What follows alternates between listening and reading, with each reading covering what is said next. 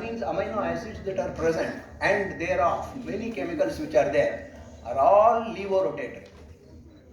And all the sugars that are present are dextrorotatory.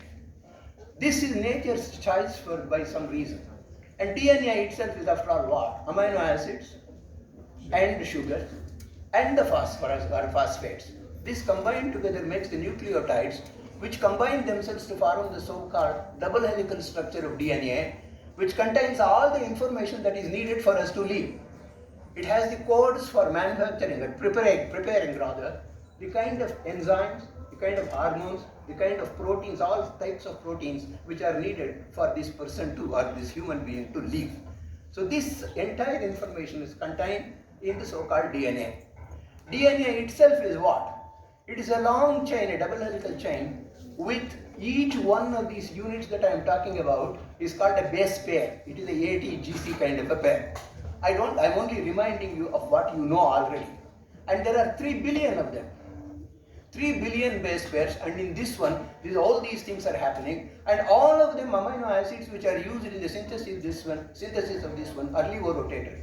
And as a matter of fact, it is because levo or dextrorotatory is isomerism of one kind or the other. That's what we mean by it. One cannot be superimposed on the other. If this is the left hand and this is the right hand, they look like mirror images. You can put the mirror images this way, but you can't superimpose them. They are not the same. Any carbon atom which has all the 4 groups attached to that one as different, it will lead to either levo or dextrorotatory. When you make in the laboratory synthesis of one kind or the other, you will get a racemic mixture, a mixture of 50% of one and 50% of the other.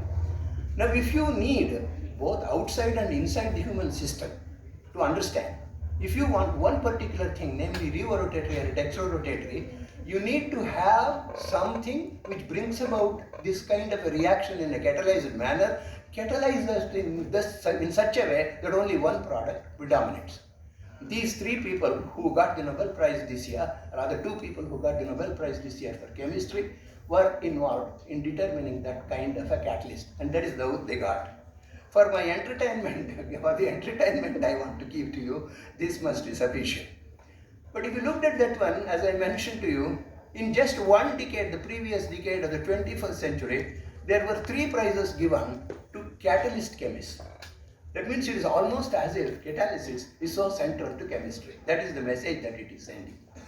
The first one was to these 3 people in the chemistry in 2010, and that is to, which are these people? Oh, Heck, Negishi and what is this one of these guys' names? Suzuki. These 3, because it is here and it is so small, there is something wrong. These 3 people got that one in the year 2010. And earlier were these 3 people, Knowles, Naori and Barry Sharpless, for their work in chirality catalyzed reactions, hydrogenation reactions that they had got. And after almost about 40 years of the Nobel Award for the synthesis of ammonia, there was this German chemist who was given that award because he could tell how exactly ammonia is being formed. As you know, it is central to our agriculture. Without ammoniacal fertilizers, there is no way that you can grow things today for this huge number of people present on this planet. And he was able to determine how exactly this is coming out. And now this one was 2016 when a prize was given, Nobel Prize was given for Nano Materials, precisely for making nano machines and various other things. I want to tell you about why it is so very funny. You see, these 3 people, particularly Feringa, who is the 3rd person that we are seeing on this side. Let me see, on this one it is probably better, I can read.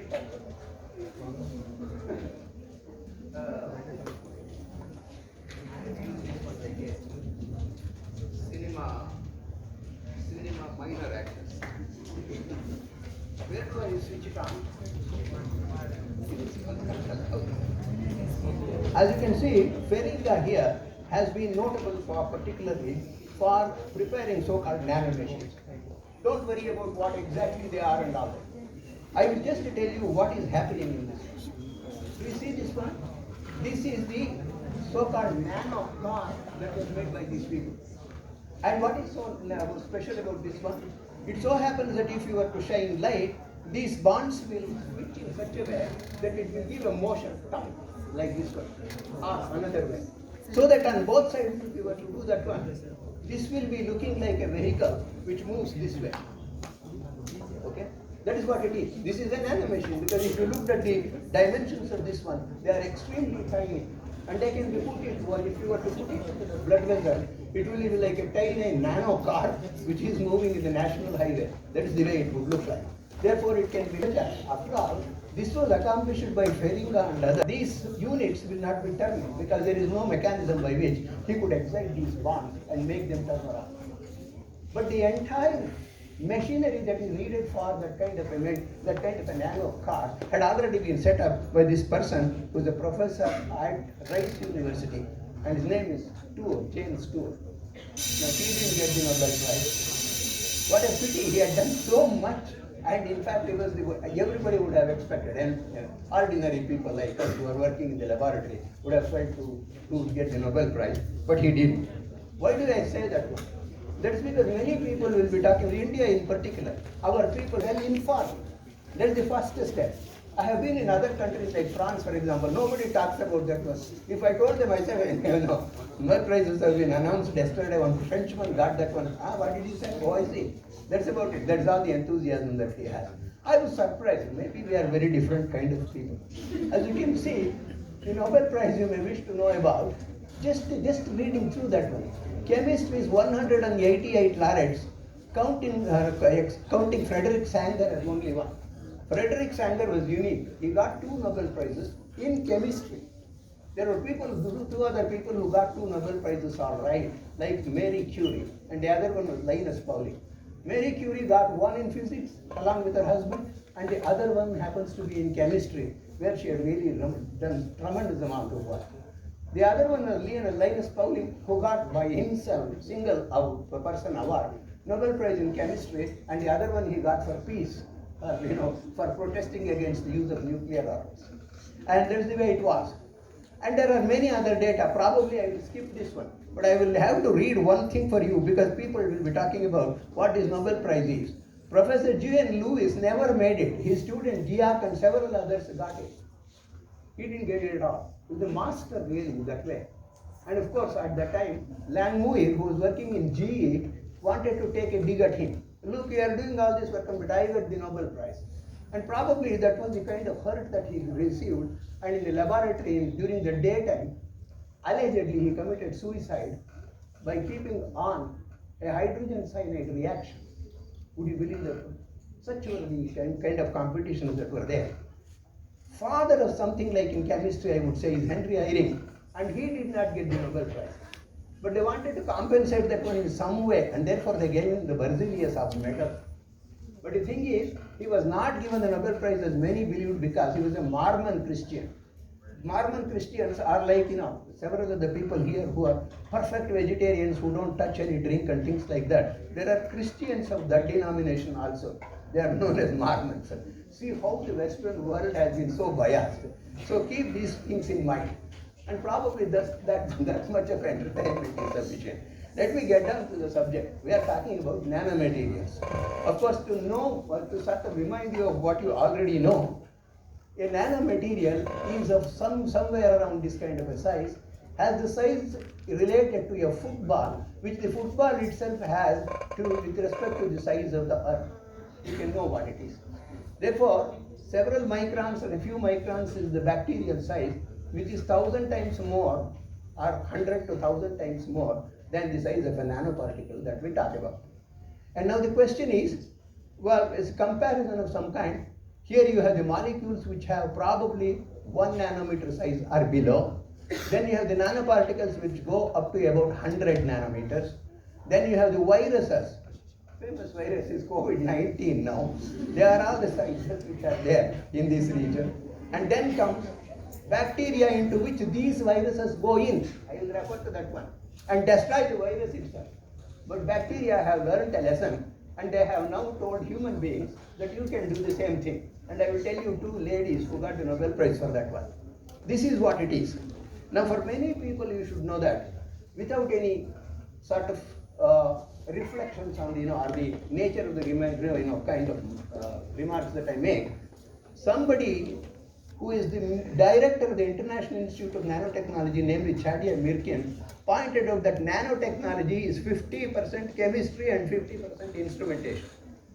Rest of them, all the people who are working in this area from various disciplines, are people who have seen an opportunity and a great challenge for themselves.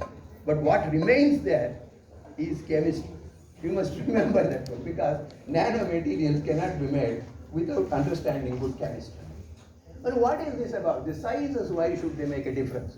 Look at this one, which is very easy. Take a cube which is 1 centimeter cube, which is 1 centimeter, 1 centimeter, 1 centimeter. If you make a cube of this kind, its surface area will be 6 centimeters square. Supposing you broke that one into cubelets by cutting this one down, down, down, and down. Finally, you came to say just about 100 nanometers of this one. Do you know what happened? If you made it 1 nanometers, for 100 nanometers, you would have created 10 to the power of 7 centimeters square area. That's what would happen. Because it varies as 1 over L. You can see the volume divided by the area, and we say that it varies as 1 over L. And this is what it would be for 100 nanometers. Now look at the bonding situation. You have larger number of atoms now which are sitting on the surface because there is more surface. What is so special about the surface atoms? Well, if you have an atom which is sitting inside, embedded well, it is connected in all directions to other atoms, bonding. If you put it on the surface, it is looking for something to bonding, and it doesn't have. Its bonding requirements are unsatiated, and therefore this results in a situation where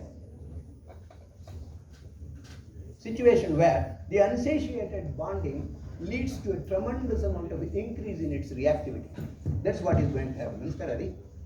And that is what has been sort of, the origin of much of what we exploit in nanomaterials. Bonding requirements having not been met. Another thing that you can see, supposing you divide it further, you brought it to just a couple of angstroms or some such thing, or a few angstroms, then we'll have simply some 8 atoms which are sitting together. None of them are really completely satiated, or even half satiated in terms of bonding requirement. What happens then? Then each atom is behaving as if it is an atom. What is special about the atom? Atom has energy levels which are discrete. Therefore, even when you put 4, 6, 8 or whatever it is, that kind of a few atom cluster will have discrete energy levels. What did you do when you started off with a bit or some cubelet of gold? If it was a gold, it was completely conductive. It had beautiful yellow color. All those things were there. Their chemical properties, you couldn't tarnish. If bangles were to tarnish, none of you would go to the market to buy that. Therefore, it doesn't happen. It's known as a noble metal. Now, if you took down to this level, you have atoms of gold which are to get excited. What happens from plasma reference to this particular kind of spectroscopic levels that you are ending up with, it will give rise to colors which are back to this one, and that is precisely what you see in this particular case. Gold nanoparticles, while gold doesn't contain with anything, and therefore bulk gold's exceptional property being, it's being unreactive, and therefore you buy that one. If you go to nano gold, it can become a catalyst. Do you know what is happening in this catalyst? Atoms which are sitting on the surface, they behave as gold atoms, in which case their s orbitals are simply sucked in. S is the peripheral orbitals that I'm talking about, and the interior s orbitals also. If you have more s orbitals, n s orbitals, say, they will look like this, right? That's the electron density you are talking about, probability of finding the electron. This electron, peripheral electron orbit simply shrinks. But electron orbits which have a high angular momentum, like d orbitals, where angular momentum is very high, they begin to project out of this s shell. What does that mean? This d level is now ready for participating in reactions. And indeed, it is the d metals which are catalysts. Gold becomes a catalyst. And that's what is happening in these things. These are exceptional properties that you see when you go down to that level. Before understanding any physics, atomic level, spectroscopy, and everything, in the BC, that is before Christ itself, There were in the Roman Empire, 4th century BC, there was this what is known as Lycurgus cup which had been made. As you can see, its color changing, that one. Do you know why it is? Because of that red color is due to, it is because gold nanoparticles have been put into that one. They did not make nanoparticles and put it. Into the molten glass, they put gold chloride. They themselves decomposed, chlorine went away, and the gold particles, the atoms which were present there, clustered together to give gold nanoparticles. They knew that it imparted color. That's what they wanted. And they were able to do that. So these are the unqualified solid state chemists of that century. That's what it is. But it so happens that this catalytic property is inherent to all nanomaterials. And that was stated by this great chemist known as Somerja. Somerja is a Nobel Prize material in this person, deserving that one for a very long time. Some people who deserve don't get it. And you have excellent examples even in India. Some of the exceptional people who made such great contribution did not get recognition for that one. Their number will be growing and one day it would happen. I did not show you all the things about that nano, or rather that Nobel Prize material, Nobel Prize awards and all that. Only 29 countries have got that one. And in that also, most of the people stayed in advanced countries and got it. Their origin was other countries. Like Venkatraman, who got that one. Or other people who got Nobel Prizes. Chandrasekhar, who got Nobel Prize.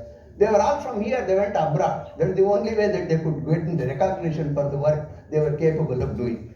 Doesn't mean that I'm suggesting you all go away and such things. You make them come to you. There is a famous proverb. I don't mean any insult to anybody in that way. If prophet doesn't go to mountain, mountain should come to my prophet. That is the way that many people think. And you should do that. Now in this particular thing, you are seeing all these this one that are present there. Very special. You will have to bear with me when I read this. All catalysts are nanoparticles. Emphasize.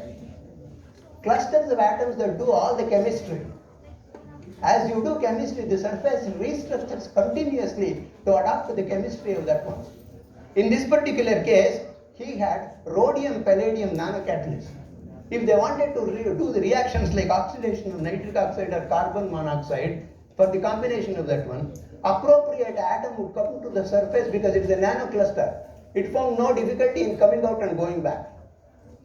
We wouldn't have known that one or even imagined that one. That is the basis of nanocatalysis today. Many of the people. In fact, this is another nanocatalyst, best non-platinum catalyst.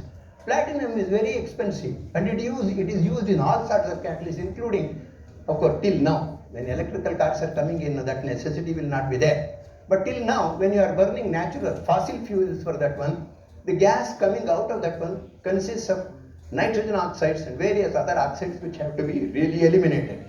You need for that one catalysts which are put on ceramic surfaces, and the catalysts happen to be platinum particles. Where do you find so much of platinum? Platinum is not in plenty. Therefore, you need something which is other than that one. And here is catalysts of that kind, whose views may come down in motor vehicles, but they will always be really required for other things like, for example, oxygen or hydrogen evolution reactions in electrolysis. This is one such application of that one. I'm going a little faster for a simple reason, not that I'm hungry. I have a commitment elsewhere, unfortunately, and therefore I will go down, I will minimize the number of words I use when I'm talking about that one.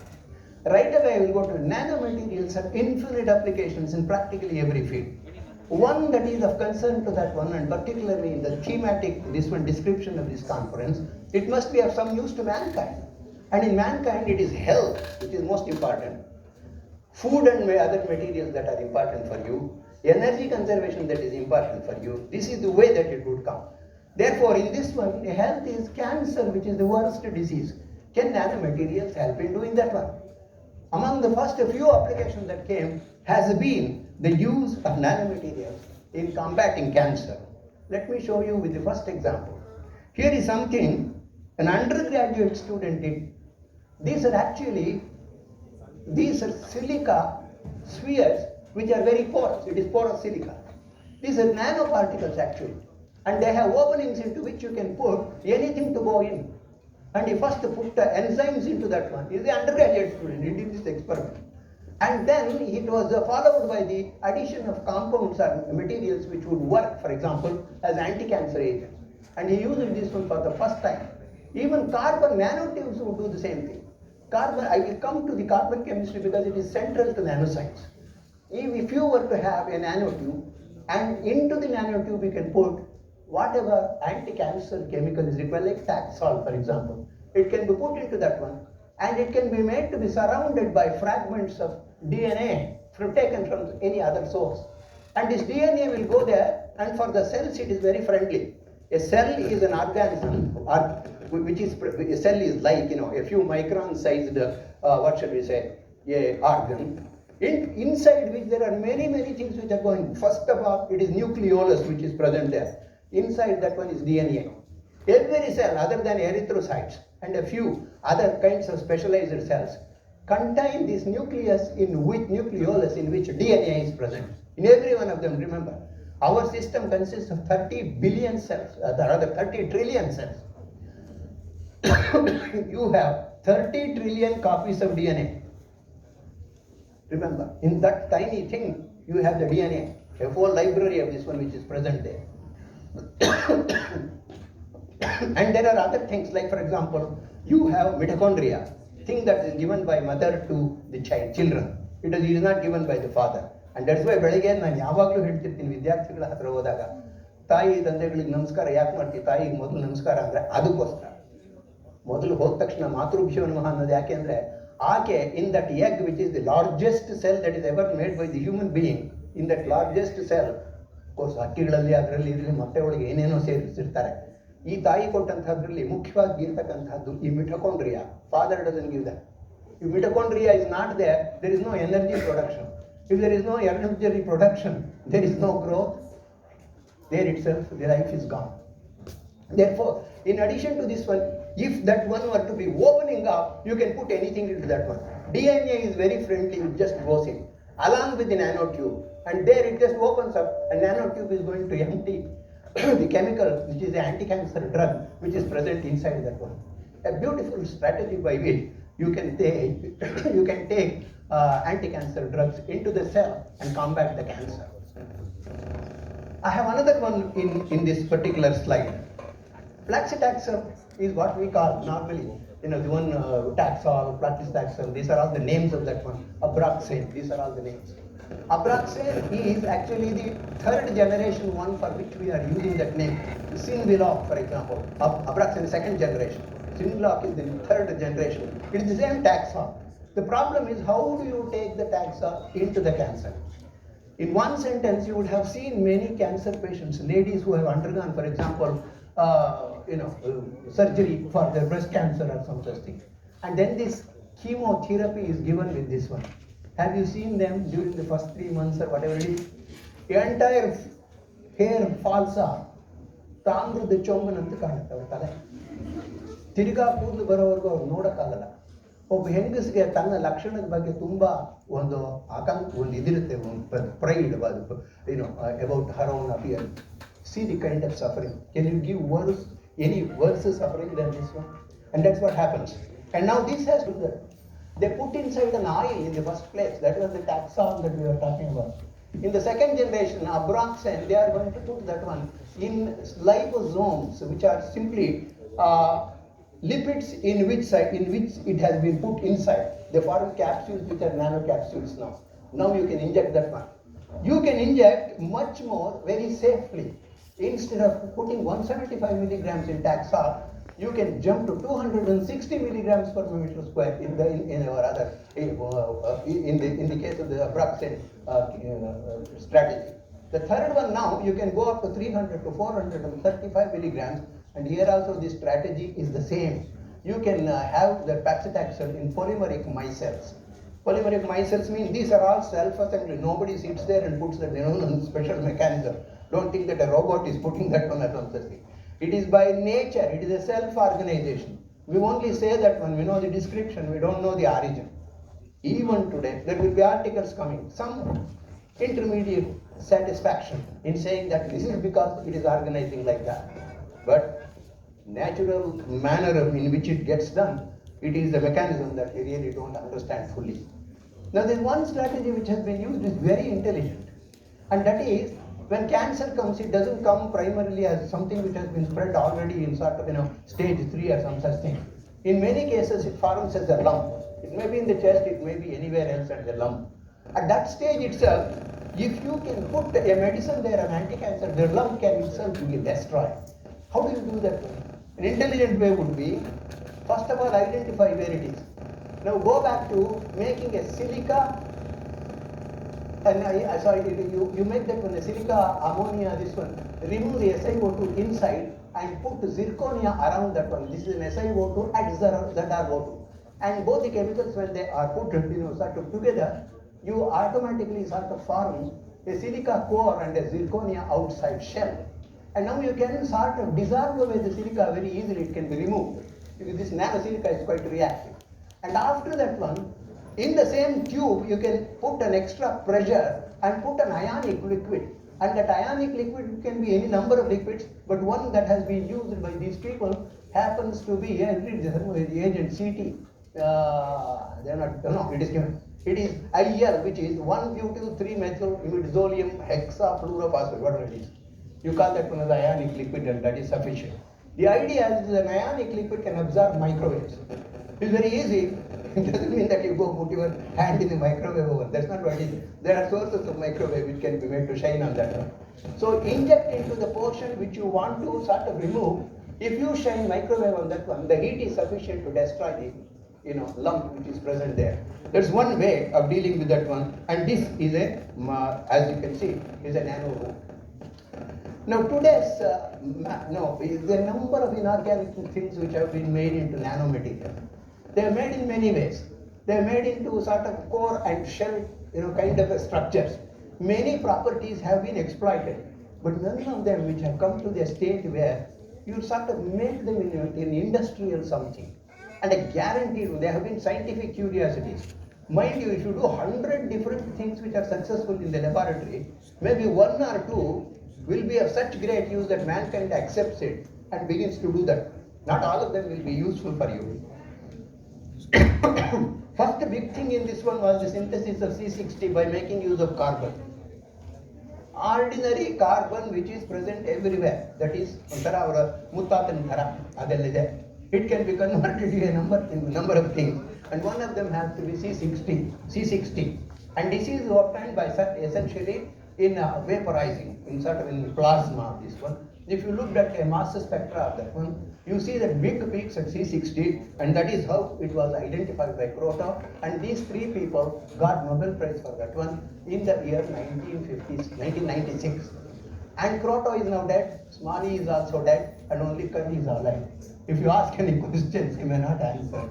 That is the meaning of saying 2 of them are gone. Now, among the many properties that C60 has, 3 of them have been of extraordinary importance. These bonds are so beautifully and chemically so stable, it has been done like that if you were to really speed them up by some mechanism to 15,000 miles per hour and hit it against a steel plate, doesn't break at all. It simply bounces back. It's so tight and so beautifully sort of organized in chemistry point of view. Supposing you compress that one by applying pressure on that one, bring down its volume to about 70% of that one, it becomes so hard, harder than diamond, twice as hard as diamond. The third one is even more important of the properties. When all carbon atoms are combined with hydrogen, you get C60H60, because those double bonds are all saturated. It is still C60 in terms of a ball, and that ball happens to be smoother than what you normally call as Teflon. It is the supersaturated fluorine material of rock, and this is smoother than that one. Now another important thing that you would see here, what is this little mouse doing here? This rat is doing here. This rat is giving us some more information. They administer to many rats this C60 injected into their body. It is found to be quite compatible. There is nothing wrong, there is acceptable, bioacceptable. Not only that one, it was not only that it was not toxic. It was taken up by this rat, and instead of chronic toxicity, it almost doubles their lifespan. I don't know why the rich and the hungry did not notice this one. Why all the people who are funding longevity money for longevity research have not taken this one up? Every day, the Americans are very fond of such kind of an operation. Have you seen a typical American? He will have a box starting from hydrogen to 180, element number 180. So you have boron, you have this. Actually, every morning you have all the elements that are required. He is going to swallow that kind of thing. So I don't know why he didn't see C60. Let me go to another one. Now after C60, after this carbon research, was the observation that nanotubes are formed under special conditions. Taking nanotubes of this kind, Ijima didn't get the Nobel Prize. See that. Next thing was actually, so you have something which is just a cluster of hydrogen. You have now just a sort of a chicken mesh kind of an arrangement of atoms which are folded, closed, or whatever it is. You have a nanotube, and for making that one, nobody gave any prize. It is a fantastic discovery. Many applications have been found for that. If ever they make a space elevator, which Germans have been working, because if it goes silent and you don't see the paper, wait for 2 more years, there will be a technological revolution by making use of that one. That is how things happen in the field of science and technology. Then came the era of so-called graphene. Graphene was known to chemists for a long time. They also knew that graphite, or whatever it is, it's a structure when compared to diamond, was actually one of a layers of carbon atoms which are stacked one above the other. The so-called Raman structure in which you have AB kind of a stacking.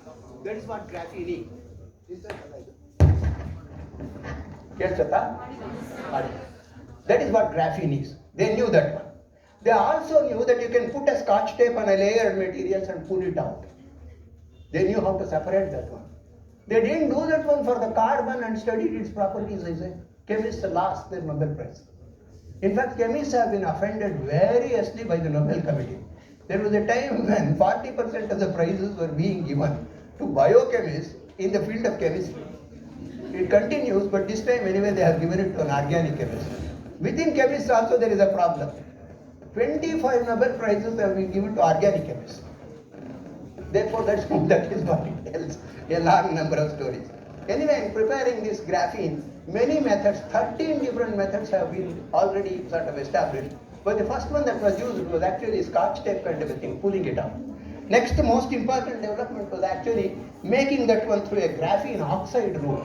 You have the graphene, put that one in highly oxidizing environment, put H2SO4, HNO3, and also H3PO for a small amount. H2SO4 and HNO3 are going to go interlayer, and then if you boil, they will all separate. All that you need is, during the oxidation, during this process, some of the peripheral carbon atoms would have been oxidized. You give either O or OH group there, and that can be simply reduced in a hydrogen environment. And if you look at that one, its properties are extraordinary. There is nothing as conducting as a graphene layer. There is nothing as strong. You can pull that one out, and that is sort of a cartoon of that one. Namely, 4 elephants pulling that one out and not being successful. You have other forms of carbon also, which I am not going to talk about. There is one most recent one is actually a circular carbon ring. It contains, as you can see, C18 ring of carbon. It's a new form. It was thought that it was impossible to make it, but people have been able to do it. It has its own special properties. In studying graphene, the most useful technique has been to characterize that one by making use of Raman Spectra. Raman Spectra, if you put that one through, it will give rise to 2 peaks. And these 2 peaks are extremely important, as you can see.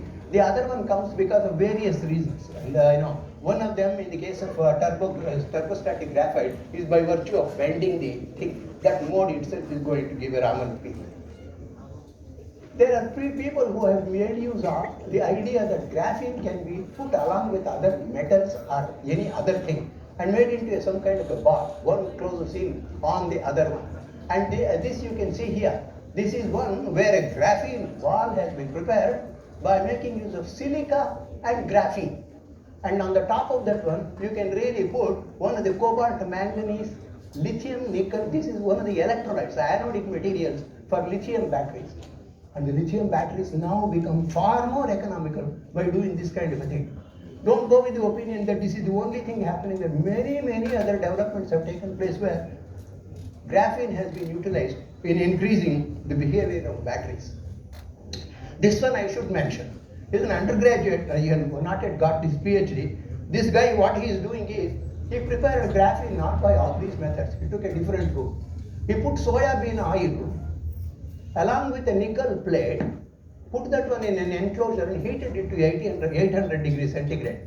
On the nickel plate, you had a good, fantastic graphene layer which was formed.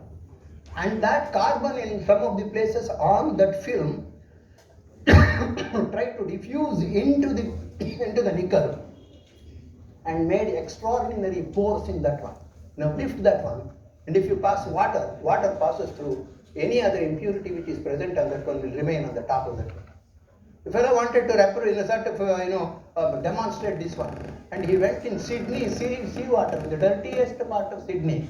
He went there and had a filter for that one, and that is what he had filtered and demonstrated that you can drink that sea water.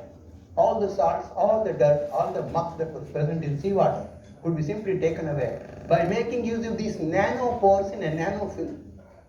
That's what is important. Good idea. All that you need is really an idea, and go and immediately work on that one. You will be successful, and that is an example for that one. I think I'm comfortably in some region where I can do some justice for this one. Here is a person who missed the Nobel Prize, as I mentioned to you, Tour. This is Professor J.M. Tour's work. Here this is a polyimide film, a roll of that one. You take the polyimide film and put that one through a laser, this is actually a laser irradiation box. In that one, if you were to put laser light on that one, top is completely converted into graphene. Absolutely cheap porous graphene which you can make on the top of this film.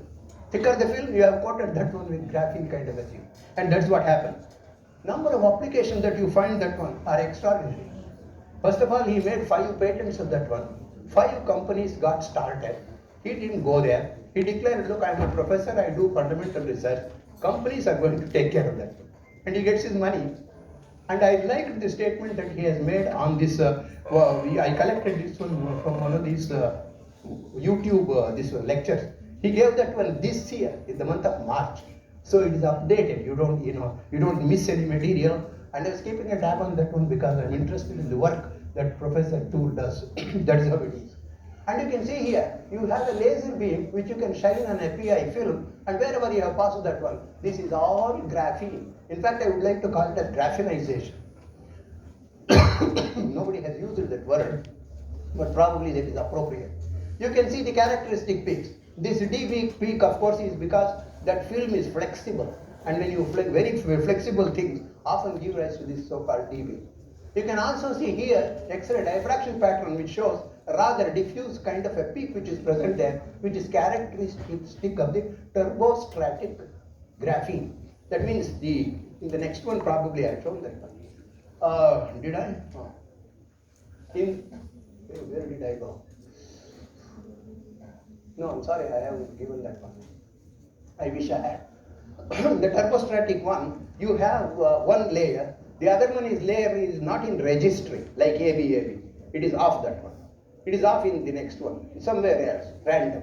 In that kind of a case, if you boil that one with something or put it in something, they can distribute far more easily than the ones which have been in registry, because there is also a kind of strong bonding.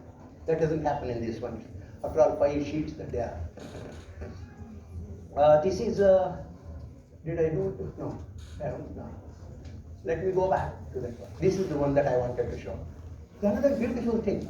You made light shine on that one, brought about a reaction where all those which have been bonds which have been excited, and you got from polyimide film, nitrogen went away, oxygen went away, and you got graphene, right? And you have a thick film. Supposing you had a thick film of that one, and shine this light in the presence of oxygen, and looked at what the surface is. This is an absolutely super hydrophilic one. If you put a drop of water, it simply spreads. Almost zero, it goes. Now you do the trick, you invert that one, the same film, supposing you inverted that one. Do the same thing of shining the laser on the other side of that one in the presence of an inert gas of hydrogen or any such thing like that one. Inert gas is preferable. If you do that one, you get a super hydrophobic surface. If you put a water, it sits like this with a contact angle of 157 degrees. To qualify, you need 150 degrees. That's what it is. So super hydrophobic. That means on the same film, one side is like this, one side is like that. Or on the same side, you can half of that one super hydrophobic, super hydrophilic. There are many applications, like for example, separation of oils, that is, etc., which can be done by having that kind of a thing. Oil and water, they are mixed. In several cases, it can be done. Third one is actually LIG-based supercapacitors. Look at the supercapacitor he has done.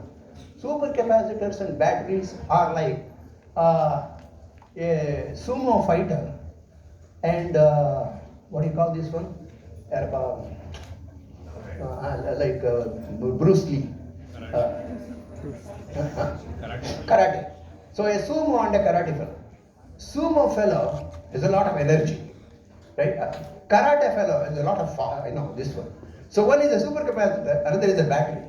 Now the problem is, can sumo fighter be like the karate fighter and have both the qualities? And that is what we are trying to do in this one. So you have normal supercapacitors which are writing here and their energy density is very low. You have batteries which have very high density but their ability to hold charge is very low. If you can combine and come into this particular region, that would be very nice. They have come up to here, as you can see, by making use of supercapacitors made out of this kind of a graphene. Graphene, when it is actually this graphene which is porous, which is present pure, this one I said turbostratic graphene. And now you can possibly dope them by having something else along with that one as a metal. And in this particular case, what they have done is having actually a metal, what is it that they have put there? MnO2. If you have MnO2 which is present on this graphene, you go up to 900, close to about 1000 area capacitance of this 1000 millifarads, which is, it's sort of almost a farad per centimeter square. Would you believe that? It's extraordinary. Those who have an interest in supercapacitors as to why they are important would know that. Here is something which I want to sort of, quickly tell you. I mentioned about the films which can be made super hydrophilic or super hydrophobic. Instead of that one, you can dope with different metals on both sides. Make them all, both of them are super hydrophilic, or you don't have to do that kind of a thing. Now on one side, you can dope with a metal like cobalt, and you can make it as a LIG, light-induced graphene with cobalt, which acts as a hydrogen evolving reaction. That is, hydrogen evolution reaction can be brought about. On the other side, you can make it for oxygen evolution reaction. Now, supposing you constructed a tray in which there is a slot, you just dropped into that. Two compartments are created. Both of them you put the same electrolyte. One side you have a lot of hydrogen evolution reaction, another side an oxygen evolution reaction. But a beautiful way, because we need hydrogen evolution reactions today in this country, because the country, what is the name, our minister says that the hydrogen economy will be in. India is committed to making more hydrogen for our energy sources. That is what is going on. Now this is the turbostratic one that I was mentioning about. Here is the example of that one. This is a Bernal kind of a situation, and here is something which is turbostratic. Turbostratic gives these rather characteristic peaks in Raman. That's what it is. In this one, I am showing something else. This is, instead of using a laser beam, you can use an electrical discharge, a plasma discharge. Supposing you had a tube, two copper electrodes coming in there. Bring them close, and inside that one you put any damn thing on earth which contains carbon.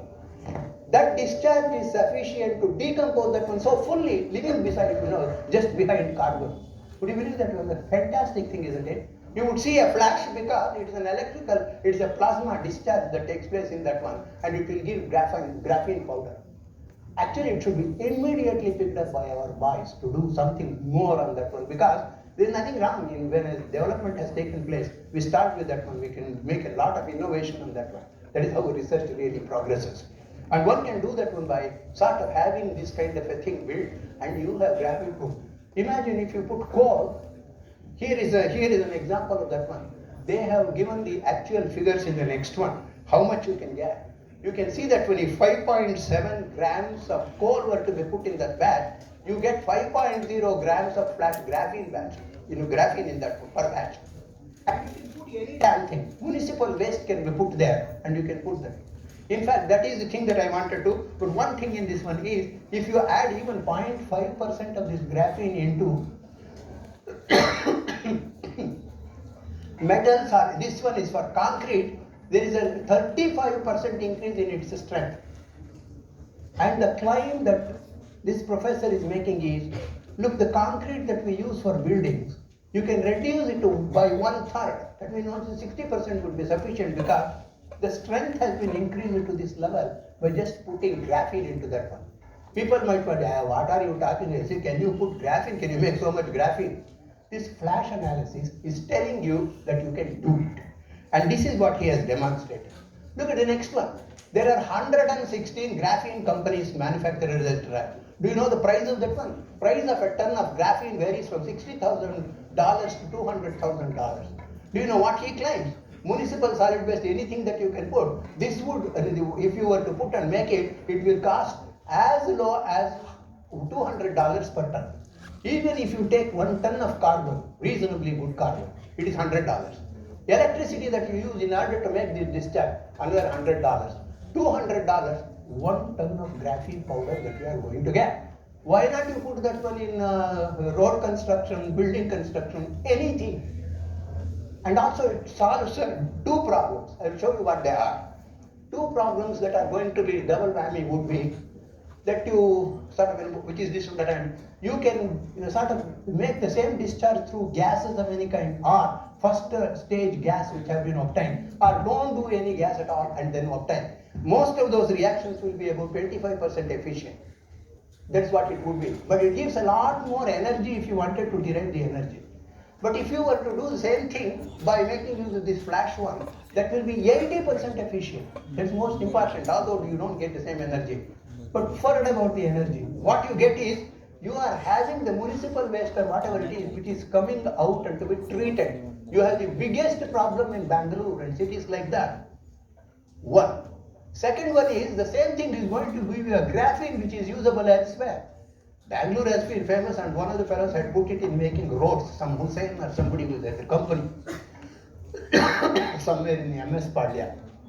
They make this road construction by making use of the polymers which have been, he collects that one, it's cheap for him and do that one. You can make them into graphene value added product. So easy to make, and it is a well established thing. And this is a double whammy for 2 global problems.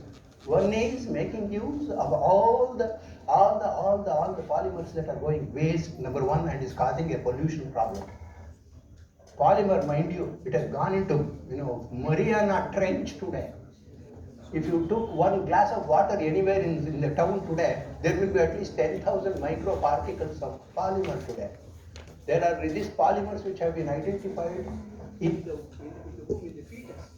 It has already been identified. You can see what it means. Therefore, this pollution can be, at least for the next generation, stopped by making use of this one. I will check this one. This is one last one that I would like to mention. Polymer, of the infinite number of applications that I mentioned, infinity, don't take it literally, huge number of applications. One that has come, which has saved our lives, happens to be a nanostrategy and a nanoparticle. You saw liposomes over there? These are the liposomes. Particles, nanoparticles, containing what we call as a vaccine, this one, which is going right now with the COVID-19 thing, which has been made by this company, namely Pfizer and BioNTech, this one particular company, which is making by this particular route. You take the spike protein, mRNA, you put that one in a nanoparticle, you put it into the cell, the rest of it is all what you know, because it comes out of the cell and makes use of the same ribosome which is present there, makes all the proteins that are produced by the virus, and you are safe because it comes out of that one, and you are safe because our T cells are going to work out how exactly to tackle that one. Nanoparticles. How many have been given such injections? You can see here, Pfizer and BioNTech and Moderna together, both of them are using the same thing. 78 million people have received at least 1 dose of the Pfizer. Just imagine, nanoparticles which have already reached people. Nobody can say what nanoparticles are about and things like that. And of course, right now, development, I use this one, everybody uses this kind of, and I can see all of you have, a thing like this, which is the mask. Is this mask safe? Is this working? That is one of the questions that are being asked. It looks like, these masks may or may not work well. One of the things that have been identified in this one case is virus could be detected on wood and cloth for 1 day. On smooth surfaces, glass and banknotes for 3 days.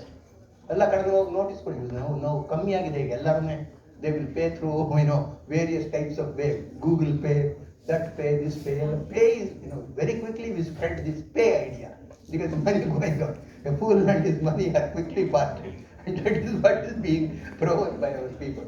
And in order to do that improvement on that one, they are making this beautiful mask sound. It has started, and that uses a very special, what should we say, a nanopore material which has been made. And that material happens to be the idea, I have not shown the picture of that person, and this is how that cloth would look like. And in that one, yes, I have shown the picture of the person. And this guy is, what is his name? Yagi of the California University. Another Nobel Prize candidate. We thought that he would get that one.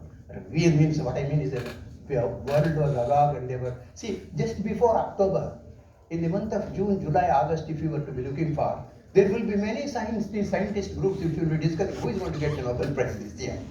One such candidate has been Yagi, because he has prepared, as you can see here, 20,000 metal organic frameworks, huge frameworks. You can capture carbon dioxide, you can capture this, you can capture that, any gas you can do, any solids you can put into that one. There are 4 sizes which have been calibrated now. And it is one of those which we call it as, in the previous one, we called it as UI6, whatever it is, UIO66. UIO means Universitat Oslo. They gave the name where the particular thing was made. I am making use of that one. New mask material is coming out. This one I should mention because Yagi made one material which is extraordinary. Do you see this one? This looks like a box. This is an open box. Now, in this one, he has this material which is sitting up on the top of that one. You close the whole thing, and this one will be just, sort of in the night, it will be just open. So in the night, what happens is water simply condenses into his framework material. All the water vapor present, this is, I'm talking about Saudi Arabia or somewhere. There are places where moisture, the content is extremely low. But in the nights, temperature will be really, really low also. That low temperature, it condenses, and this one simply absorbs, soaks that one up. 1 kilogram takes about 3-4 liters of water into that one. And in the morning, shut this one and open this, sort of into the sunshine. Sunshine, it gets heated up, and all the water simply comes out. Beautiful water which is absolutely clean. What a nice idea. A framework material which is not very expensive, which you can put. Otherwise, Saudi Arabians, before this generation, they are splurged in money now because petrol was money. But before that one, what did they have? They had white clothes which would be spread. ನಮ್ಮ ಮನೆಗಳಲ್ಲೆಲ್ಲ ಒಣಗಾಕ್ತಿವಲ್ಲ, ಮನೆ ಒಳಗಡೆ ಬಟ್ಟೆ ಒಣಗಾಕ್ತಿವಲ್ಲ, ಪಂಚೆ ಗಿಂಚೆ ಎಲ್ಲ, ಆ ಥರ ಪಂಚೆ ಬಂದು ಅವ್ರು ದೊಡ್ಡ ಶೀಟ್ಸ್ ಅದನ್ನು ಕಟ್ಬಿಡೋದು. ಸೊ ನೈಟಲ್ಲಿ ಏನಾಗುತ್ತೆ, when the temperature very, very low, water would condense on those sheets, clean sheets. And in the morning, come and squeeze it out. And you have water, enough water to drink. That is how those fellows have lived. Now they command us. We never did that one. Have you ever heard of India going this bad, in getting water? So this is what I wanted to mention, something that has been done. Huge success of nanoscience and technology. I emphasize on that one. That was better known among the general public for science fiction, but it is not anymore today. That is what has happened. And you have catalysts, you have this, you have that, at any number of things. And look at what has happened in India. Number of publications, I am telling you, top 10 countries. China, USA, India is in the 3rd place in terms of number of publications. Look at the right side. This is ranking countries according to patents that have been taken. Shivshankar or myself, when we have some good result in the laboratory, our first thing is we must send it to these advanced materials or somewhere else for publication. We never bother about getting a patent. intellectual property rights that has been not taught to you students. And I believe in your colleges, if they are really, really forward looking, they must have intellectual property courses taught and say how to identify patentable things in what they do. Many of you would have done in your research beautiful things which contain the germ for technological development, but you would not have patented. Some other fellow somewhere would take advantage of it. You can be sure that it would have taken advantage. I am telling you from my personal experience how people steal some of the ideas. If you want privately, I will tell you. I thought that I would put this entire credit to Professor C.N.R. Rao, my professor. Do you know why? In spite of all the people shouting any number of things, he got the government to agree for special grants. Have you ever heard him saying that, well, enough grants has been given by the government? Never in his whole life. He would all say, government is not giving grants. He would have hell of a lot of grants with him. Now I understand why he used to do that one. And he created this nano initiative in the country.